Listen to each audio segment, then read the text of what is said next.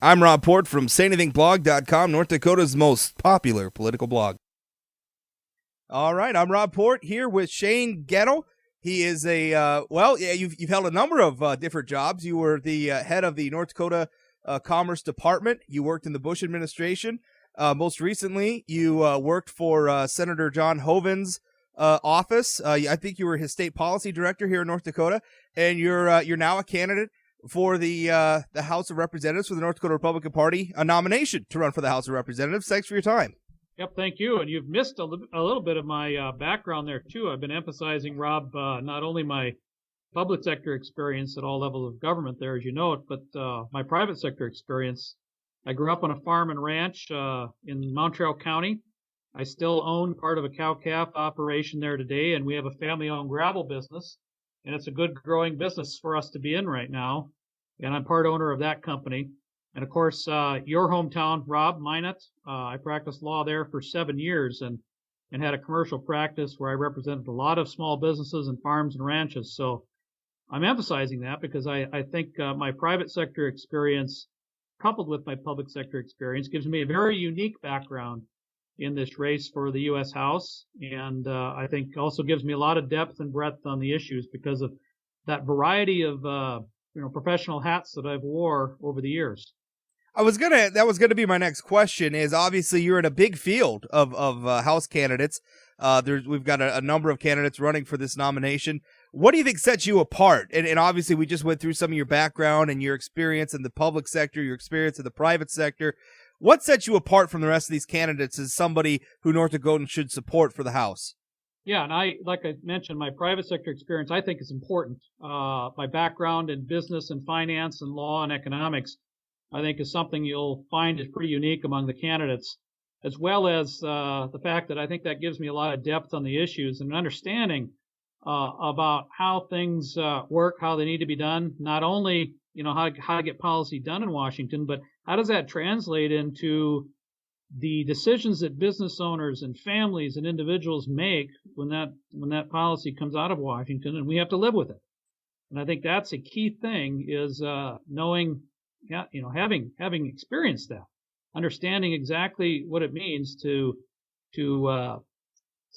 try to instill a top-down approach from Washington, which isn't working these days, and how that gums things up in terms of business decisions that are being made here in North Dakota and around the country. And I really think that that's one of the number one problems this country has is a heavy-handed regulatory approach that's coming out of Washington, Obamacare, and a confused tax policy that has people sitting on the sidelines in terms of investing in their businesses. It's that uncertainty which is keeping our economy at bay right now, and the reason I think we have stifled job growth in this country. So my background, I think, lends itself to understanding that problem very well and being able to tackle it if I get out to Washington.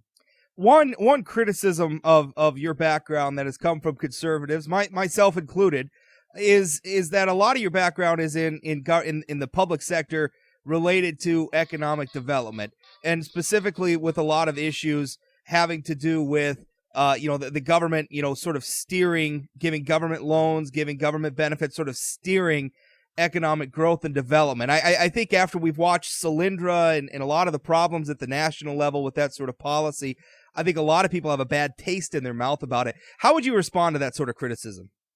Well, I was at the Commerce Department for 5 years, and that's not all of what we did there. I mean, a lot of people think that getting involved with the financing of projects is all the Commerce Department does, and that's not all that it does. In fact, most of the money that comes through the Commerce Department are federal dollars, and it's a place where the community development block grants are administered, community service block grants, some of the energy efficiency stuff, weatherization, workforce grants. So those are federal dollars that our state receives, and a lot of that is administered through the Commerce Department. So I want to make clear that what the development fund does there, what APUC does there, is not the sole activity at the Commerce Department. Now, that having been said, we look at history, and in North Dakota for a long time, we didn't have any angel funds or venture funds or access to kind of risk capital coming into projects. And I think that's what drove the development of things like the development fund or the venture fund at the Bank of North Dakota was this lack of capital. So what I did in my time at Commerce was actually spend some time on policy, trying to get some angel funds established in the state. We've had some great success with that. I think there's 3 or 4 of them now in North Dakota, which alleviates some of the pressure to access public dollars as a replacement for that. And I think that's a good path to be on. The more private access to private capital we have, risk capital, not just loans that the private institutions can make, but risk capital, the less demand there is on some of these public programs. And so as we've done more to establish private efforts in that direction, I think we have lessened the public demand on those types of things, and I think that's all for the good. What would be great is if every state were to lay down its economic development incentives and allow competition to take place on the basis of the regulatory and tax climate that the state establishes.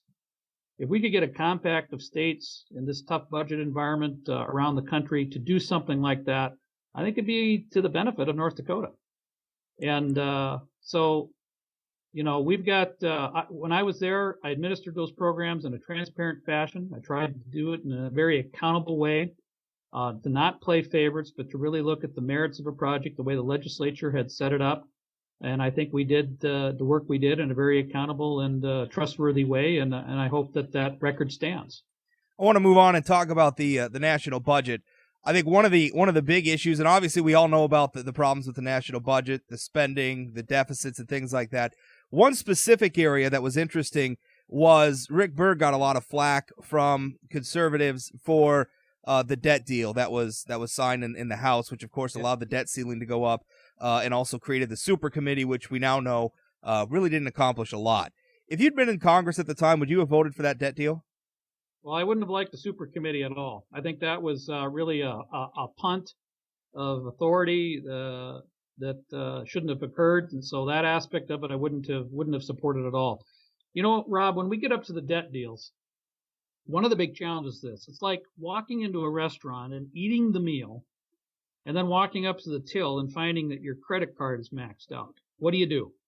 Well, you can walk out and set up a default of that obligation, or you can call your credit card company, raise the ceiling, but you still have a problem. The problem was you shouldn't have walked into the restaurant in the first place because you didn't have the money. And so when we get up to the debt ceiling debate, we're at the point where we're debating whether we're going to hand off a great deal of authority to the President of the United States to start deciding what he's going to do with the fact that he can't go out to the markets and borrow the money.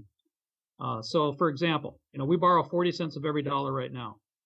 So if I'm sitting in Congress, I have to decide if I'm going to President Obama the power to still collect, of course, the 60 cents of every dollar that we get through tax revenue, but to deny him the ability to go out and borrow on obligations that have already been committed to by our country. And so he then has to choose. Is he what he's going to apply that 60 cents to and what he's going to default on in time. Now, through creative accounting, we could probably get by for a while without that happening. But once the U.S. starts actually defaulting on its obligations, the credit agencies come in and they start lowering our credit scores, and that increases the cost of our debt. So the debt that we still have to revolve through and refinance starts becoming more costly. By some estimates, over a decade, that would add $1 trillion to our national debt. So simply not raising the debt ceiling is not the way out of our budget woes. The way out of our budget woes is to set a budget in which we're not spending more than we're taking in. And the debt ceiling debate, it's almost too late. You're at a no-win situation when you get to that point. And Congress would be punting a lot of power and authority over the president. So I'm not saying that I'm sitting in Congress that I will or won't raise that debt ceiling. I think in the right political climate with the right president, the thing to do might be to give that president that kind of authority if our situation is that drastic. But I do think that North Dakotans need to understand the full consequence of not raising the debt ceiling. And it's not like we stop spending.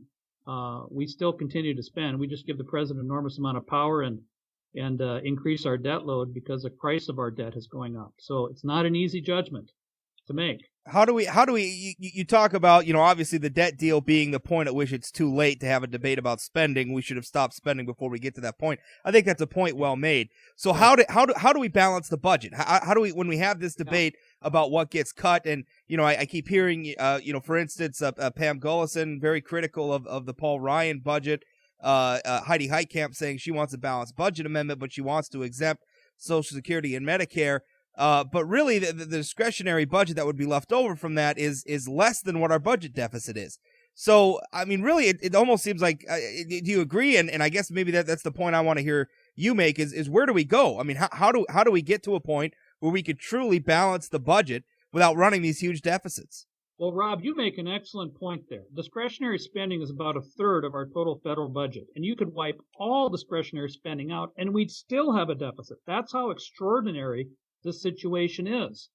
And so, yes, we can talk a lot about discretionary spending, but my view is rather than tackle any particular special interest, we should take discretionary spending and cut it across the board and then freeze or continue to cut for the next 4 or 5 years on discretionary spending and hold there until we can get this budget situation under control. But the big thing we have to tackle is on the other 2/3 of the budget. That's where the unsustainable growth is. And Medicare is one of the biggest expenditures there. Unless we have some courage to try to say, we're going to tackle the long-term costs associated with the delivery of Medicare in this country, we're not going to make any progress on our budget. And so I do credit Paul Ryan for putting some ideas on the table about how to curb that cost, because this administration's put nothing on the table with regard to tackling that entitlement. And, I've heard the Democrats talk about how he wants to end Medicare as we know it. Well, actually, he doesn't. He wants to leave Medicare as we know it as one option and bring in the private sector to begin offering some competition so that seniors can choose from other plans. And this isn't that complicated. We do this already with Medicare Part D prescription drug coverage and Medicare Part C, the Medicare Advantage program, and seniors have options there. It's just bringing options to Parts A and B that I think can help us improve that system. And that's what he's proposing. It's really not that complex, and we're already doing it, is my point. So, but more to the point, he leaves it alone for those who are 55 or older today. Medicare as we know it stays the same. The reforms are focused on those who are 54 years of age now or less. That's me, that's you, Rob, that's those of us in the generation that's coming up. And so we have to ask ourselves, when we get there, would we like to be able to shop? We can choose the government option that's available to us, or maybe the private sector offers us something better, something with more features, something that provides the kind of coverage that we desire. And my answer to that is yes. I'd like to have choices when I reach that point. So I think he's got the courage to try to tackle this. And he's tackling it on a long-term basis to try to bend the cost curve that we see is really going to take us up to a point where we can't recover from if we do nothing. Last question. I know you're a busy guy on the campaign trail. I obviously we've still got a nomination process to go through. We're going to have the convention, and obviously we're going to have a contested primary vote as well going to June. But supposing you come through that, you're the nominee, and you're going to be going up against the Democrat nominee Pam Gullison. How do you contrast yourself from her? What's different from Shane Goettle as opposed to Pam Gullison that North Dakotans should know about? Well, I think we're going to see some immediate differences on one of the big issues of today, and that's Obamacare. My guess is she'll follow Heidi Heitkamp's lead and say that, there's some problems, it's not perfect, but we can fix them. My position is we need to repeal it. And I'm hoping that the Supreme Court finds the individual mandate to be unconstitutional so that we find some limits on the Commerce Clause. If we don't, the federal government has unlimited power, and that's not what our founders and our framers of the Constitution ever intended. They intended enumerated powers, and we broadened this Commerce Clause to have almost unlimited reach from our federal government into our lives, and I think that's got to stop. And so I hope the Supreme Court finds its way toward that kind of result. And from there, we need to repeal it and really start over with health care reform that's market-based, that offers choice and competition as a way to improve the price and the quality as well as the access to healthcare in this country. And we need to prefer market-based solutions to these things rather than government solutions. That's my bent. That's what I want to try to achieve. And at the same time, I think we do need to meet our promises to our seniors. It's unfair to change things up on them when they've built their lives around, the Medicare programs as they exist today.